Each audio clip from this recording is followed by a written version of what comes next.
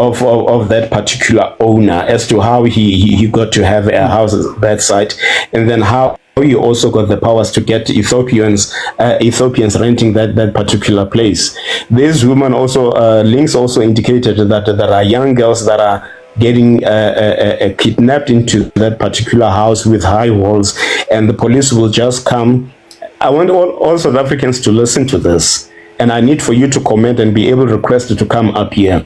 She said that there are girls that go in there, and these girls, there's never been a sight of them leaving that particular place. Obviously, this is something, it's a syndicate that is happening in the dark, where these kids are taken and then are being trafficked somewhere.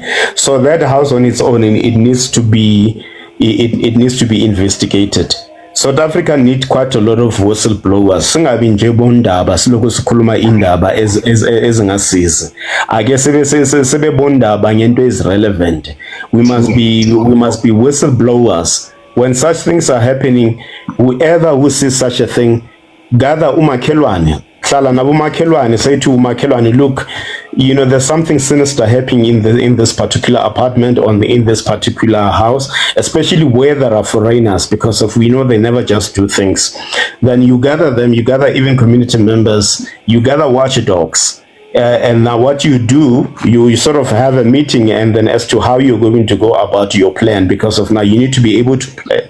You need to be able to plan, and you planning will definitely now obviously be able to sort of send a strong message out there to any of them that are actually doing this. I like what the court has done about this one that was apprehended in Centurion, who was actually now gathering girls from all these provinces and getting them addicted to the substance, and then later he sells them to the highest bidder for prostitution, and these girls were raped and all that. So we need to be able to do this. And then I would also like to commend a person that reported another house like that in Germiston, where there were over 20-something people that were actually kidnapped in that particular house by Nigerians. And this person blew the whistle, and thankfully I also like to commend our men in blue. They were quick to respond, and these people were apprehended. So we need to sort of adopt that kind of a system where our phones are ready. You need to know somebody within the SAPS, even though the person is corrupt. Don't worry, just take their numbers and say no. So that in future, when you ask a question, to say, no, why didn't you report? And then you say, no, but then I did report it to this particular person. This is what had happened. And I, for one, will still think like champions that are here in the panel need to have numbers of the station commanders. Now, this is just one story that I want to narrate to you. You know, these Nigerians, they don't like each other. They're only united on social media and be able to bicker unlawfully, so unwarranted bickering that is going on social media. So now what happened? There was one of them who just newly landed in South Africa. This person was a student at Wits, you know, those student exchange. So this person came with $200. So the one that was in South Africa took his money for his own selfish reasons. And this guy then came to me because he had stayed with this particular person for quite some time, enough to actually see as to what is it that he has been doing. So this person now, this one, the new brother, then narrated the story to me. Says this person is doing money laundering, and if South Africans are failing to pay what he does, he confiscates their cars and properties. So this person indicated this to me. So now listen to what I did. I requested for the perpetrator's real name and surname and the name of the shop. Okay. Now after doing that, when I got to the office, that was after this guy said to me, he says he's a friend to the station commander. By the way, the station commander is at the DG level.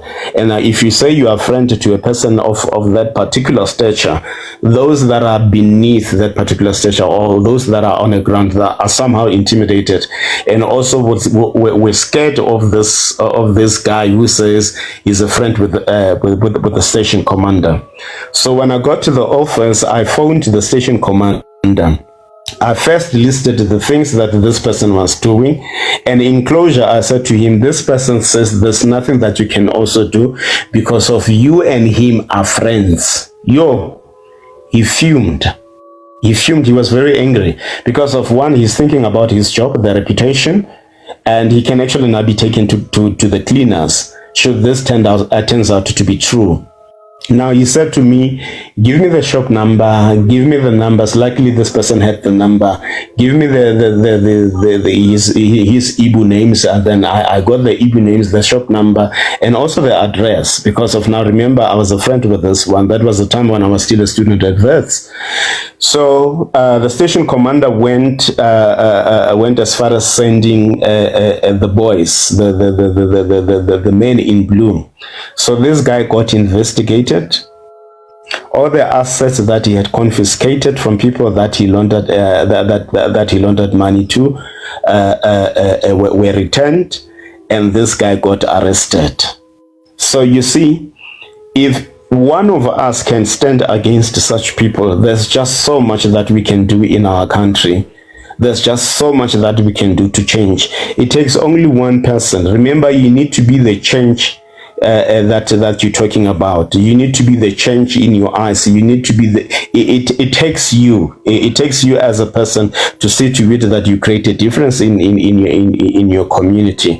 So now remember, or rather note that had I not done that, how many of the South Africans' houses would have been taken away from them?